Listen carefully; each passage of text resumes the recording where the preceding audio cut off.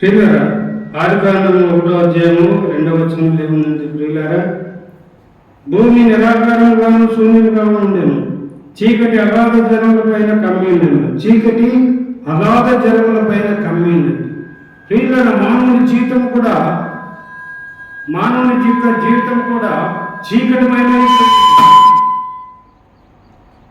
చీకటిమయమైపోయింది. ప్రియులారా, దేవునికి దూరంగా ఉన్న మనిషి యొక్క జీవితము చీకటిమయమైపోయింది.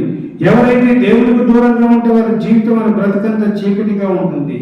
దేవుని సన్నిధికి వచ్చి పశ్చాత్తాపడి వారి జీవితాన్ని సరి చేసుకుంటారో వారి జీవితం వెలుగుమయమై ఉంటుంది. నీవు వెలుగుగా ఉన్నావా, చీకటిగా ఉన్నావా? నీ జీవితం ఎలా ఉందని నీవు ఒక్కసారి పరీక్షించుకో. దేవుని సన్నిధిలో నువ్వు వెళ్ళని వ్యక్తివైతే దేవుని సన్నిధికి వెళ్ళు. రేపు ఆదివారం పరిశుద్ధ దినం, ప్రభు దినం కాబట్టి దేవుని సన్నిధికి వెళ్ళు. నీ జీవితాన్ని చీకటి నుంచి వెలుగుమయంగా మార్చుకో.